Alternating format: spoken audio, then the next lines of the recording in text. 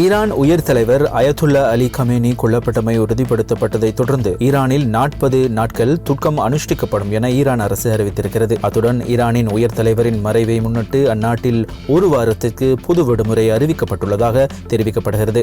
America Israel இணைந்து Iran மீது நடத்திய பாரிய தாக்குதலின் ஈரானின் உயர் தலைவர் அயத்துல்லா அலி கமேனி கொல்லப்பட்டதாக வெளியான செய்தியை தொடர்ந்து அவரது மகள், மருமகன், பேத்தி ஆகியோரும் உயிரிழந்து விட்டதாக ஈரானின் போஸ் நியூஸ் செய்தி வெளியிட்டிருக்கிறது. மேலும் ஈரான் உயர் தலைவர் உயிரிழந்த தகவலை அந்நாட்டு அரசு ஊடக நிறுவனமான IRNA உறுதிப்படுத்தியதை அடுத்து பல்வேறு நாடுகளில் உள்ள ஈரான் தூதரகங்களில் அந்நாட்டு கொடி அரைக்கம்பத்தில் பறக்கவிடப்பட்டிருக்கிறது. ஓமானின் முசந்தம் கடற்கரையில் சுமார் 5 கடல் மைல் தொலைவில் எண்ணெய் ஏற்றிச் சென்ற கப்பல் ஒன்று தாக்கப்பட்டதாக அந்நாட்டின் கடல்சார் பாதுகாப்பு மையம் தெரிவித்திருக்கிறது. தாக்குதலுக்குள்ளான ஸ்கைட்லைட் எனும் பெயருடைய இந்த எண்ணெய் தாங்கி கப்பல் மேற்கு பசிபிக் தீவு நாடான பலாவ் நாட்டின் கொடியுடன் பயணித்திருக்கிறது. இத்தாக்குதலில் கப்பலில் இருந்த 4 பேர் காயமடைந்துள்ள நிலையில் கப்பலில் இருந்த 20 பணியாளர்களும் பாதுகாப்பாக வெளியேறியிருக்கின்றனர். ஓமான் கடற்படை மற்றும் ராணுவத்தினர் இணைந்து இந்த மீட்பு பணிகளை முன்னெடுத்திருக்கின்றனர். மத்திய கிழக்கில் பதற்றமான சூழல் நிலவி வரும் நிலையில் இத்தாக்குதல் இடம்பெற்றுள்ளது. குறிப்பாக ஈரான் மற்றும் அமெரிக்காவிற்கு இடையிலான புதிய அணுசக்தி ஒப்பந்தம் தொடர்பான சமீபத்திய பேச்சுவார்த்தைகளில் ஓமான் ஒரு முக்கிய மத்தியஸ்தராக பணியாற்றி வந்த பின்னணியில் இச்சம்பவம் நிகழ்ந்திருக்கிறது. தாக்குதலின் பின்னணியில் உள்ளவர்கள் யார் என்பது குறித்து கண்டறிவதற்கு ஓமான் பாதுகாப்பு தரப்பினர் தீவிர விசாரணையில் ஈடுபட்டு வருகின்றனர். ஈரானில் நடத்தப்பட்ட அமெரிக்க இஸ்ரேல் கூட்டு தாக்குதலில் உயர் தலைவர் அயத்துல்லா அலி கமேனி கொல்லப்பட்டமையால் பாகிஸ்தானிலும் போராட்டங்கள் நடத்தப்பட்டு குழப்பமான சூழ்நிலை ஏற்பட்டிருக்கிறது. கராச்சியில் உள்ள அமெரிக்க துணை தூதரகத்தின் முன்பாக போராட்டம் நடத்தப்பட்டது. இதன்போது போராட்டக்காரர்கள் அமெரிக்க துணை தூதரகத்தின் ஜன்னல்களை அடித்து உடைத்து